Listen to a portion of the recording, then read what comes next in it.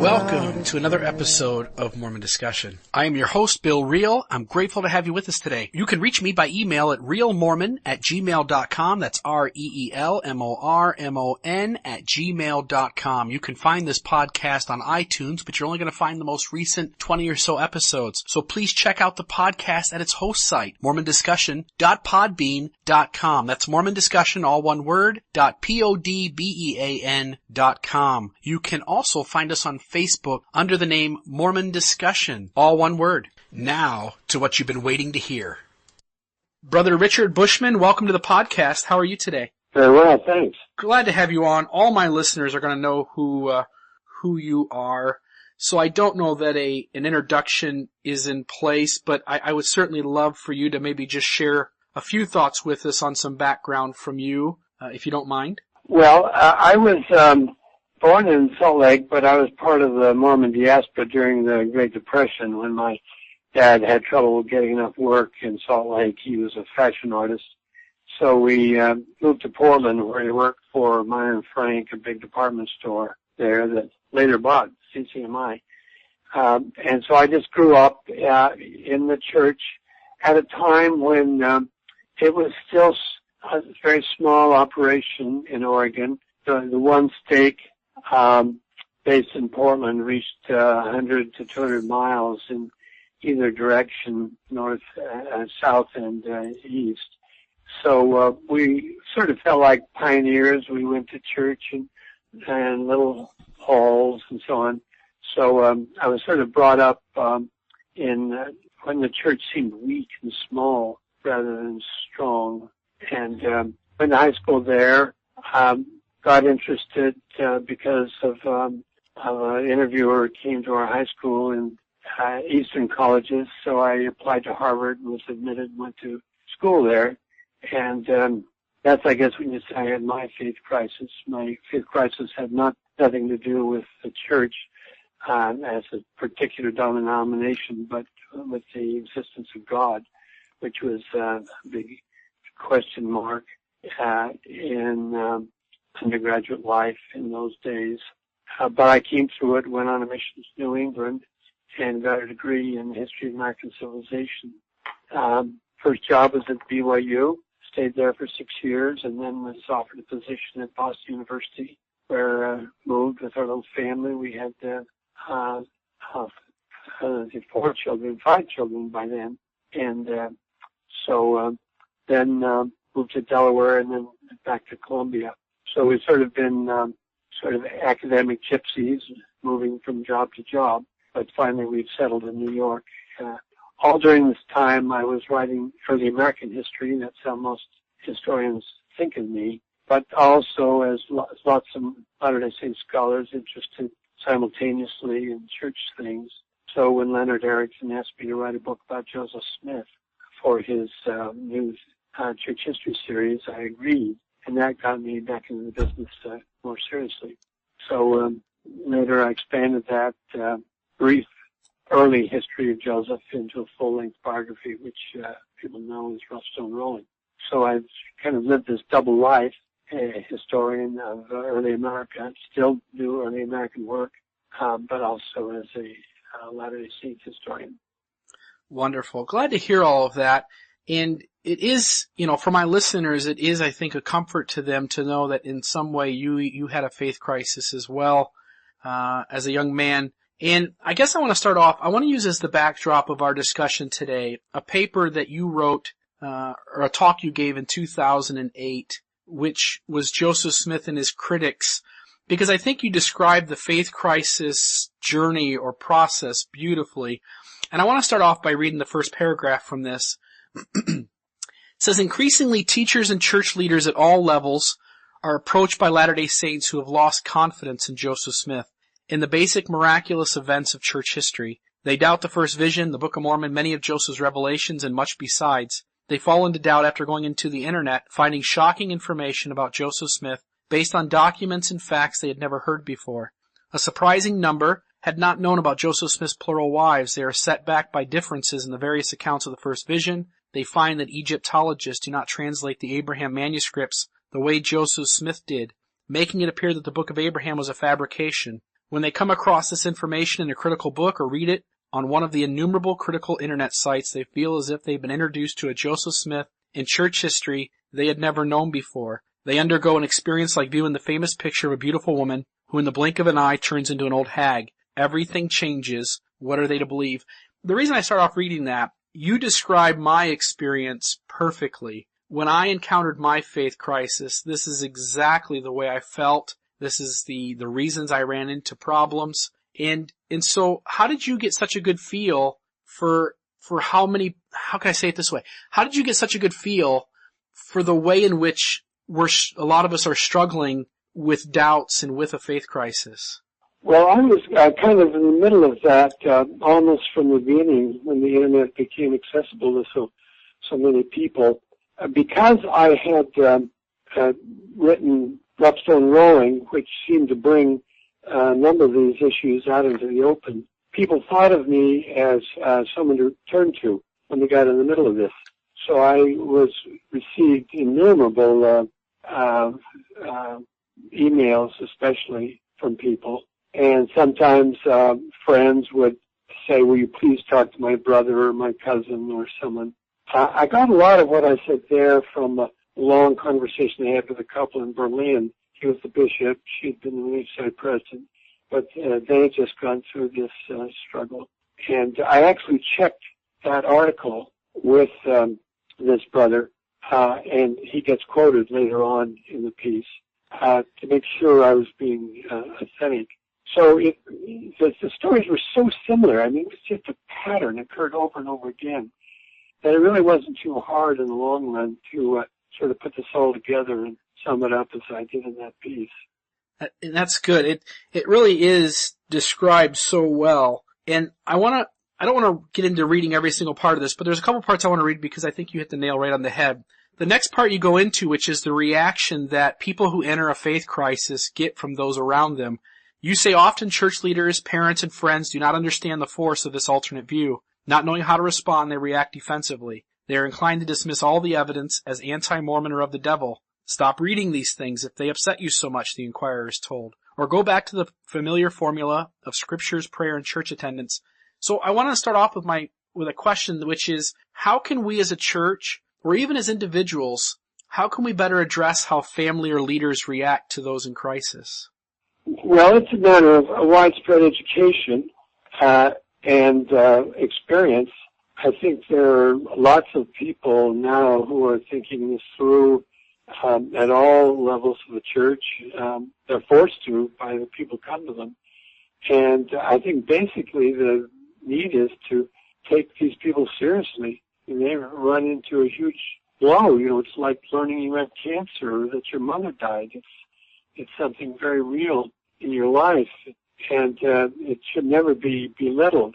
And the fact is there are lots of real problems. They have to be confronted. So as we sort of educate ourselves or are educated by people who are having troubles, I think we're going to become more sympathetic. There's a very strong pastoral urge in the church, widespread, and people are going to really want to help.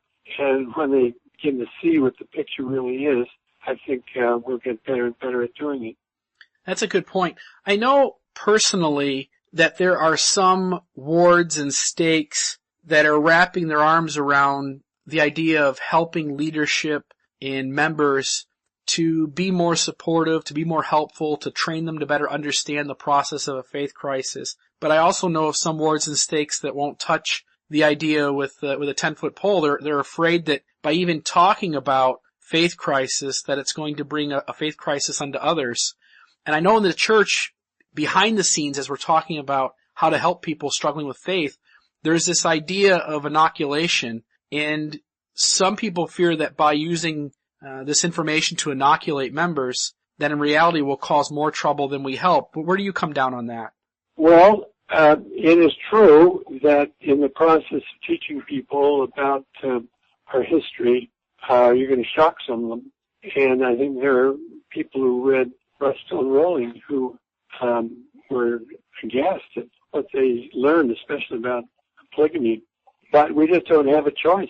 We just have to tell the story. And I don't think it's a matter of saying, we've got these problems and here's how you deal with them. It's a matter more of integrating all the information into a single story. So it just becomes part of what you learn. Everybody learns that there are many versions of the first vision. Everybody learns that the Book of Abraham translation doesn't conform to what's on the text. These things just have to be told. I always say it's like telling your kids about sex. If you're all uptight about it, they're going to be uptight about it. But if you take it as just part of life and they're a little more casual, they will take it the same way, and it won't upset them nearly as much. So there are people in the church who once knew. I remember in my testimonies after I joined the church, I was very prone to get up and say, I know with every fiber of my being that this is true and that is true. And I would see everything as miraculous and maybe put more behind what God was doing with me or with the people around me than what was actually going on. For those who once knew and now they only believe, a lot of them get flack or feel resistance from members around them, and they're almost seen as less than. And so my question is, what would you say to those who, as they see someone in a faith crisis, their immediate reaction is to see them as being less than faithful? Yeah, that's really a terrific question. It's like someone who's been divorced. They're great one day and then they're divorced and think, oh, you've got problems. And we just subconsciously begin to treat them differently. I'm hearing more and more talk, of course it's in the circles where I live, and it's not in the wider church, that really doubt is part of faith. And I have a son who has trouble believing, but he lives his life in a good Mormon way, says prayers, serves in the church. And I say he exercises faith. And I find that very admirable, that he just believes there's something good there and he's going to hold on, and that things will work out for him as time goes by. So I think it's just a matter of widening the spectrum. And partly it'll be from talks and conference and sort of authoritative statements saying, look, don't give up if you have doubts. It's part of ordinary life. But part of it will just be from experience. It'll be people like you bearing your testimony. And my guess is, I'm just really guessing here now, is that you may have got some negative responses at first, but as it goes along and you prove yourself faithful and willing to do your part in the church, people become adjusted to it. And they say, well, there it is. You may have doubts, but he's a good guy. In trying to understand how faith develops, the missionaries go out and they teach Moroni chapter 10. And while a lot of people get answers that way, some people get answers Alma 32, which talks about the seed and planting a little seed here and a little seed there and things growing little by little. And then Doctrine and Covenants 46 talks about how it is given unto some to have faith in the Lord Jesus Christ and others to have faith to believe in their words that they might have eternal life also. So we see this process that faith develops in different ways. Yet in the church, we kind of value people who have knowledge over people who hope or believe. And I know Elder Holland in his last conference talk addressed that belief was okay, that there was nothing wrong with believing. But even in that talk, there's this kind of idea that, if you believe right now, that's okay, but at some point it needs to lead to knowledge. And some members of the church never get there. Do you have any thoughts on those who live their whole lives just believing or just hoping? Yeah. Well, I love those people, and I think that's actually the state of human life, that we can't be certain about the very most important things in our lives. So, and I think your comparison of Alma 32 versus the definite belief testimony is right on target. I mean, I make it Joseph Smith's first vision versus Alma 32. Joseph Smith says you can question, but then you have a definitive experience that makes it certain, and that's it. You now have it. Alma 32 is always growing. I worry a little bit about putting too much stress on Moroni Tenet 4 or the First Vision, because it just doesn't work that way. And I've known some very, very good people who struggled growing up in the church to get a powerful confirmation, and it never came. And they say, well, I cannot be a Mormon. It does not work for me, so they drop out. I think that's a bad mistake. So there we have Alma 32 is the way, and Alma 32 never ends in complete knowledge. You know the seed is good, so you keep cultivating it, but you don't know the whole thing is true. There's never complete certainty about everything. It's just a step-by-step knowledge. So I think that needs to be taught over and over again in the church in order to cultivate different kinds of souls who learn the gospel differently. Yeah, it seems like you're speaking to this idea that, as you say, we need to talk about it over and over again, that just one talk here or one talk there isn't going to fix it, that we've got to just constantly stay on this and address it.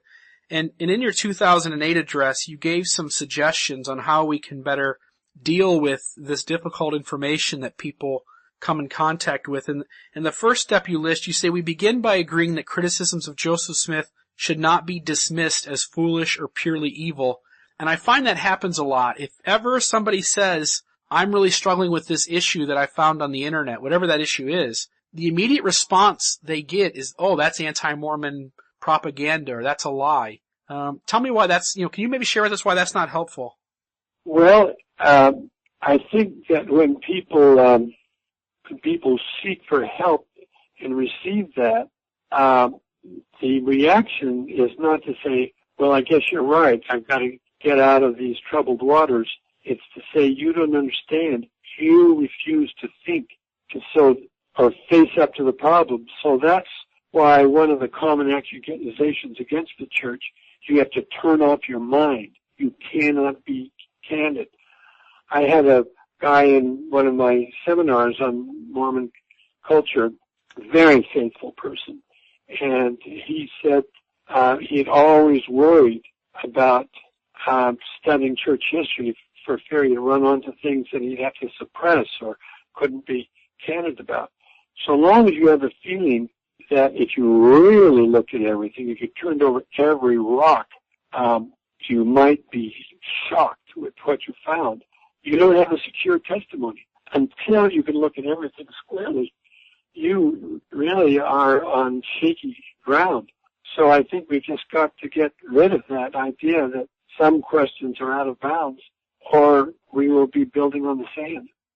Right. We need to value all truth, and if searching through history uncovers some muddy fact that we've got to put in better context, then at least we're still seeking after truth. And obviously, as Elder Holland said, we should lead with faith, which kind of goes into your second piece of advice, which is to avoid dogmatic answers. And I love the sentence you use here. You say, rather than destroy the critics, we want to loosen their grip. What did you mean by that? Well, I think one of the problems is that you get dogmatism versus dogmatism. That so many of the people who have their faith shaken knew for sure they had certain testimony, and then they lose their testimony, and then they know for sure that the church is false, and they're just as dogmatic after the change as before. And neither one of them is sound or based on a real search for understanding. These things are just immensely complicated, and there's no way that through thinking these through and looking at everything you can arrive at certain conclusions. That's easy for me as a scholar to say, because that's the nature of historical knowledge. Every historian knows that the biggest questions are all unanswerable, or you have very restricted answers to most of the big questions. So I think the better way to say is there is a way of looking at things that's favorable to the church. You don't have to interpret everything in a negative way. So all I aim when I talk to people is to keep the conversation open. Don't close your mind. Don't decide it's now all over. I'm trying to rehabilitate the word investigator. We make the investigator as a preliminary stage to full-fledged membership. But investigator is a wonderful description of the religious life. You're always investigating. How can I find God? And it requires sort of an open mind, a questing spirit. And out of that, I think, comes beautiful results if we can tolerate it. So that's my aim, is to keep the conversation going, to keep people looking at the possible meanings of all the things we turn over. Yeah, I think you hit on a beautiful point as you're talking about that. If rather than we try to bury the critic and their argument, we simply say, hey, there's other possible conclusions, other ways to look at this information, then all of a sudden agency's back on the table. And for those people who want to lead with faith, now they have two conclusions they can go to, and with faith being on the table, with both conclusions being reasonable and perhaps valid, it then puts the choice back in their own hands, which I think more times than not can lead one to stay in the church and to make their way through it and figure it out. Yeah, I'm with you 100% on that, and I think it's states it very beautifully. I think Carol Givens has stated that case as well as anyone, and for me, that's exactly the goal we should strive for. Yeah, you mentioned Terrell. I know you and Terrell, and I think Fiona as well, have been going around at least doing one, maybe there's more on the works, but some firesides for people who are struggling with their faith. And one question I want to ask is, there are some people who once believed, they encounter this stuff, they determine the church isn't true, and they leave.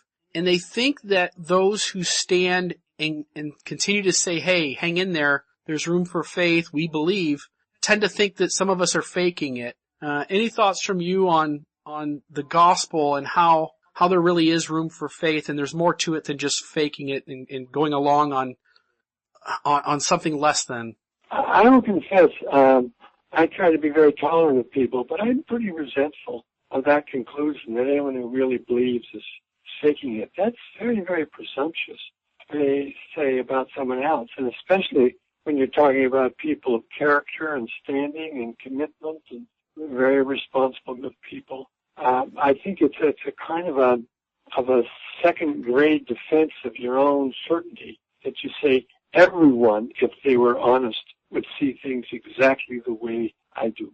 That's the kind of dogmatism that I've been objecting to.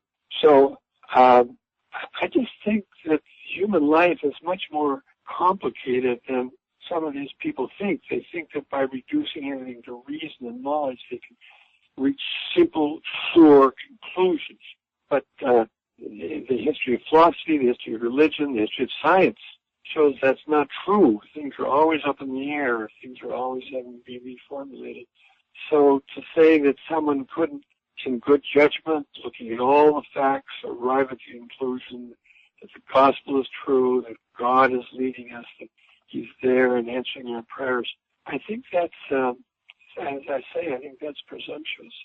Right, and I agree with that.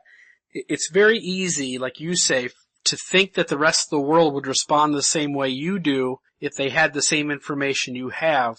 But in reality, even if we give 100 people in the room the exact same information, people will come up with different conclusions. And like you say, it's presumptuous to assume that you've got the right answer and the other 99 people are off base and somehow need to arrive at where you're at. Yeah, exactly. The other thing I wanted to ask, and this kind of ties into one of the questions I asked earlier, but is there anything that you and me and others in the church who understand the issue of faith crisis, is there anything we can do to stand out as safe people for others to see and recognize so that they know there's someone they can come talk to?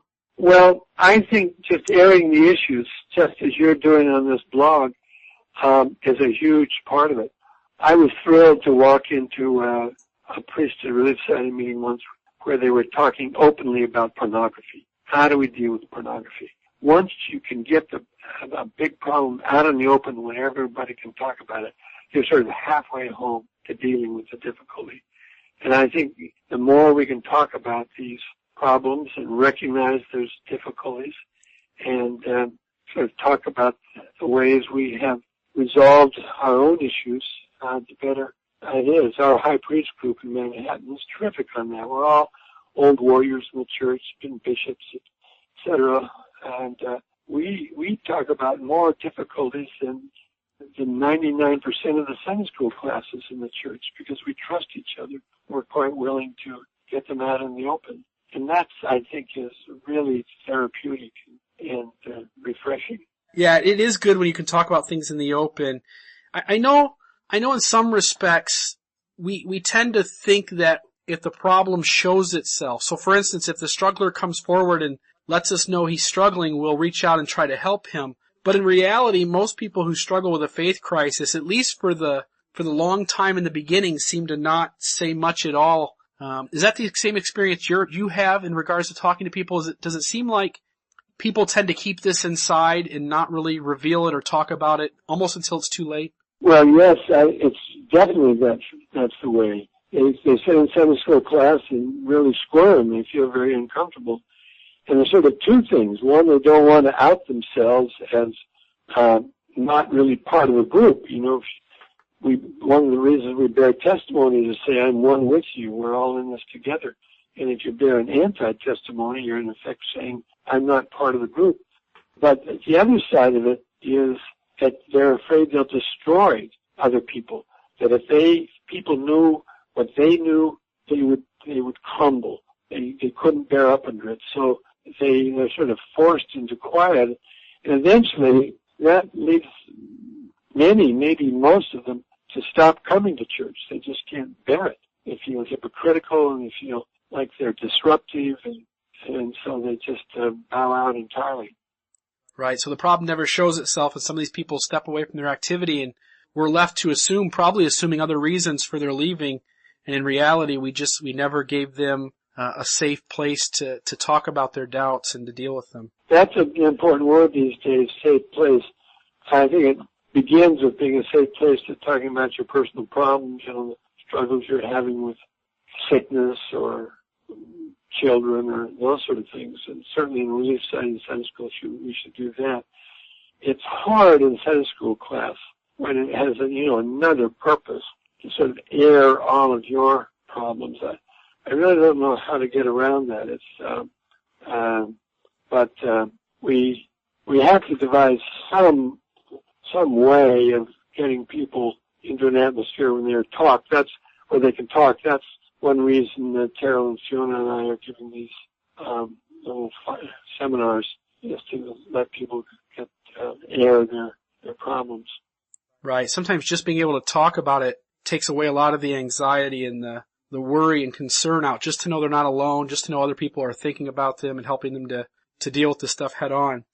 Well, I had one listener when I mentioned that you were going to be on the program. I had one listener send me this question to ask, and they wanted to know, what do you think is the right way to handle when you're in a teaching responsibility in the church? So say you're given an assignment to teach a priesthood lesson one Sunday, and some things in the manual you don't quite agree with.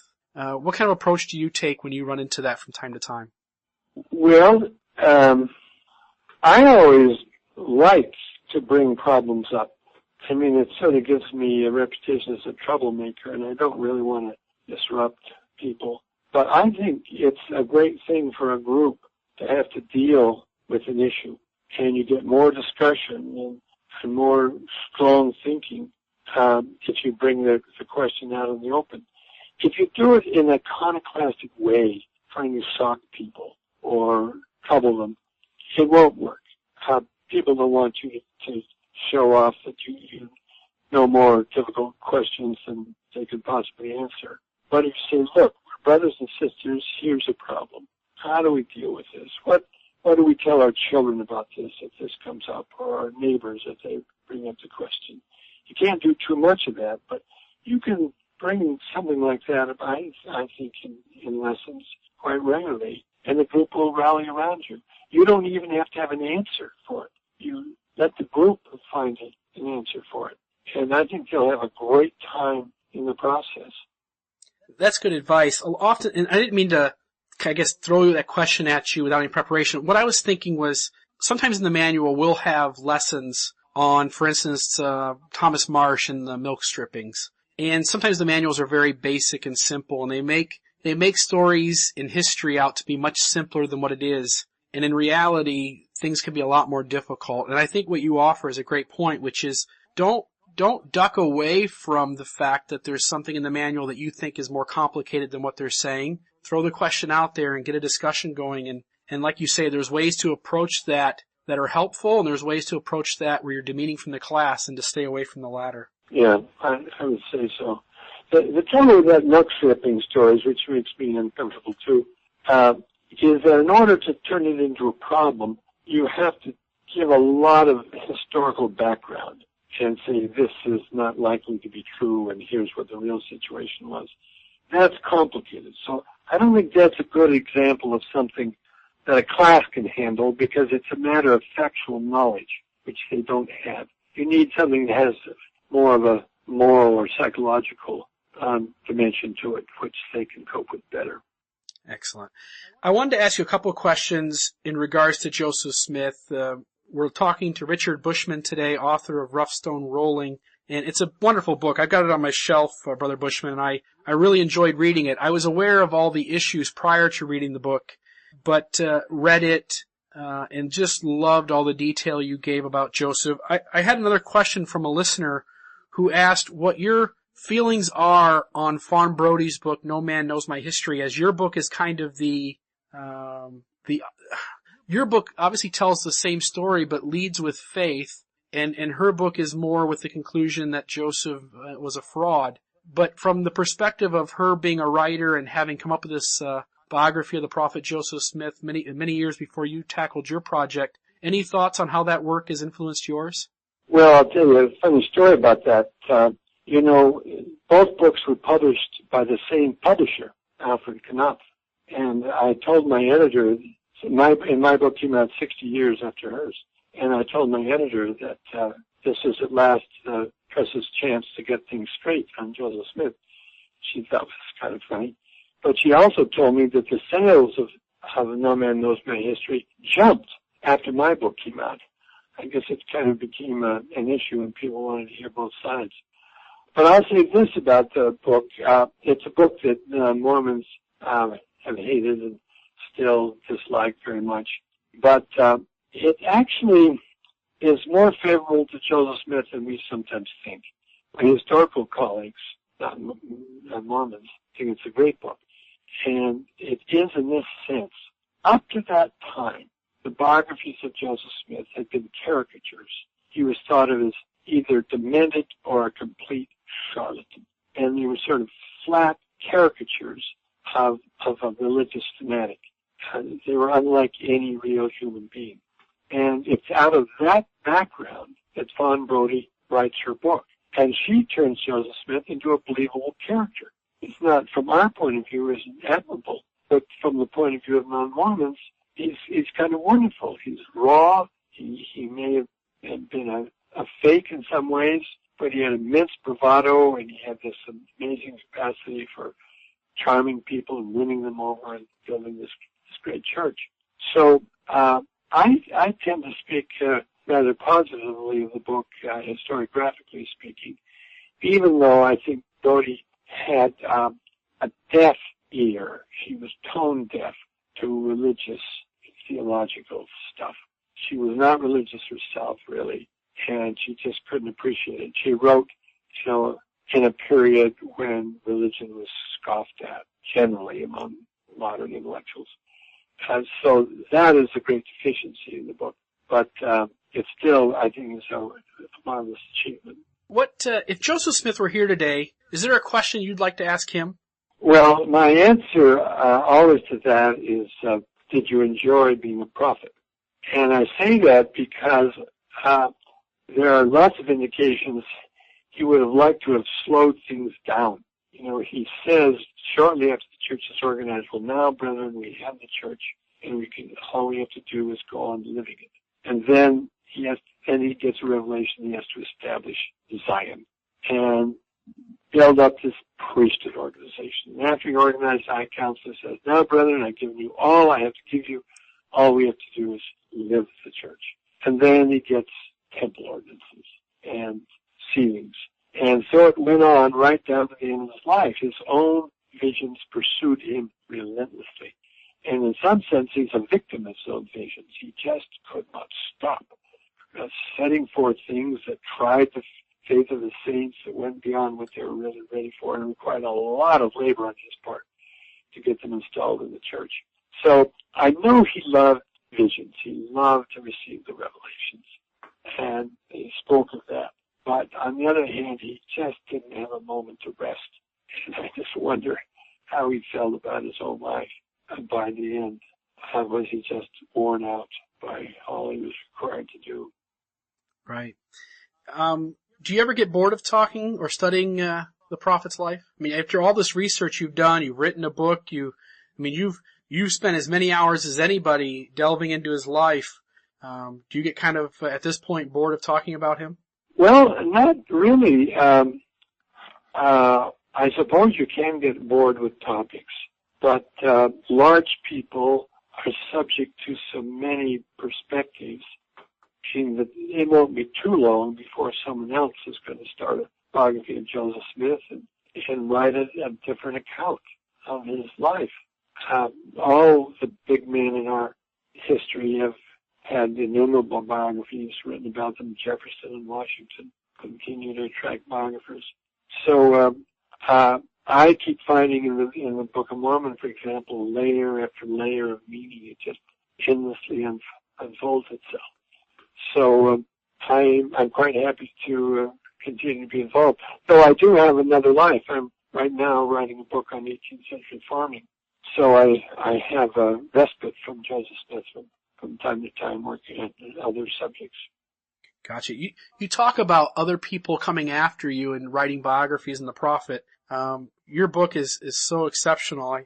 I feel like anybody would be intimidated trying to take on a project like that, knowing that you've set the bar as high as you have, and really appreciate your spending the countless hours and putting Joseph's life together in a way that shares the difficult history with us as Latter-day Saints, but does so in a way that we can walk away still having faith in him and in the restoration. So I want to say thank you for that. I got two more questions I want to ask you, and so the first one is this: is there a question that nobody has ever asked you that you want to be asked so that you can answer? Well, I'm not sure I invite questions of that kind. There are questions I'd like to ask of other people, and we've sort of talked about one of them already, and that is, how can you be so sure that the church is not true? That is a question that perplexes me. I just can't quite get my mind around it, partly because I tend to be more flexible in my own thinking. I can't imagine that other point of view. And what I am frequently asked is, how do I feel about Joseph Smith? And I do have great admiration for him, for his vigor and his resilience and his resolution. He didn't have many resources to work with, no standing in society, no wealth, no institutional structure, limited number of friends, and he had to work with very weak reeds. Those first people around him were so unsteady, came and went, and yet he had this vision of what he wanted to create, and he just would not yield. He just would not give up, no matter what failures he met. So I have great responsibility, great respect for that, and also his fecundity. His just endless revelations flowed from him. I mean, if you see him as a human, he was his religious imagination just was bottomless. He came up with so much stuff which continues to inspire people. We've got all these young intellectuals in the church who just love to work with Joseph Smith's writings, and especially the scriptures, and they just find him endlessly revealing and original and so forth. So I just somehow want to register how much respect I have for Joseph Smith. I want to end the podcast on this question, which is, a large chunk of my listeners are people who are currently struggling right now with their faith, who are pondering and exploring and delving into these difficult issues and trying to make heads or tails of them. Any counsel from you to them, to these individuals who are in the midst of their dark night of the soul? Well, What I would say is be intellectually courageous and focused. It's once you encounter this stuff, it can be shocking, terrifying, and you just feel frozen and hardly know what to do. And then when you as the evidence begins to mount up, you just say, "I've got to get out of here." You just turn away from it. And from then on, there's a tendency to just read more and more things that confirm your decision. And there's more evidence that it's all phony.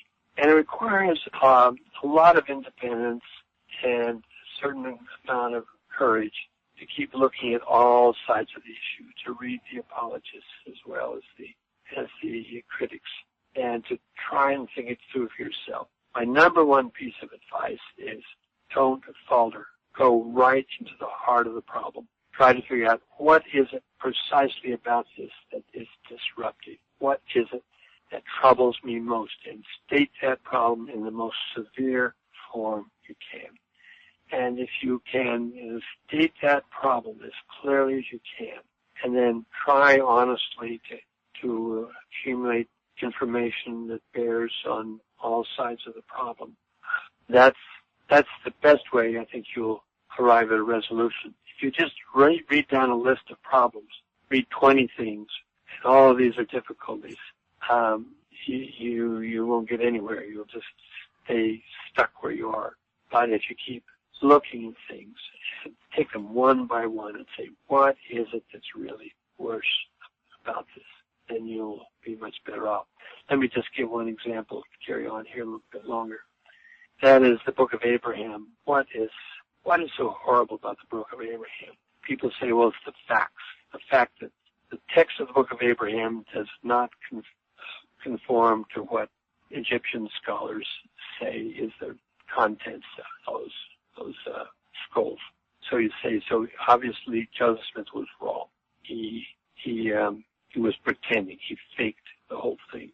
But in my opinion, what we're really saying is that Joseph Smith didn't know what was on that text. The text itself is quite remarkable. The Book of Abraham, as it's in our scriptures, is an incredible document, and is strangely like other Abrahamic texts from antiquity.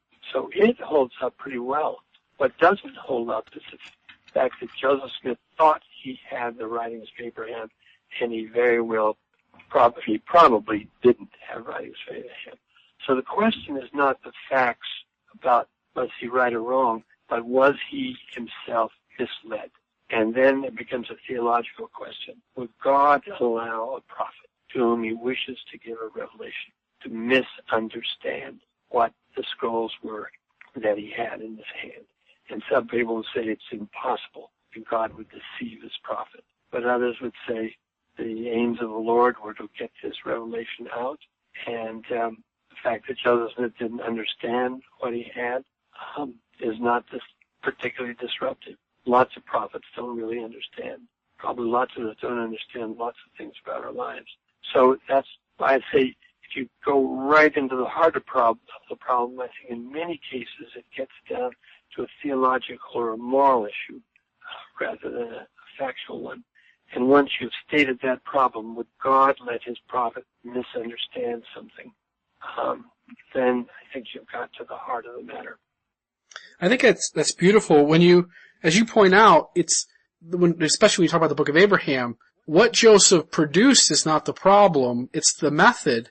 And then the method obviously can be looked at in different ways, but when you go to what the actual production was of that method, that production holds up and appears to be an inspired work, appears to match up with, like you state, other works that revolve around Abraham from antiquity. So I think you make a beautiful point there.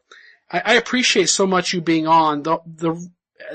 I'm having Terrell Givens on in a few weeks as well, and I split this up in two ways. I wanted you to speak to us in ways that we can be better supportive of the person struggling. I think you did a beautiful job of that. I just want to say thank you from the bottom of my heart. I appreciate all the work you do, and I appreciate all the time you spend helping those who struggle in their faith.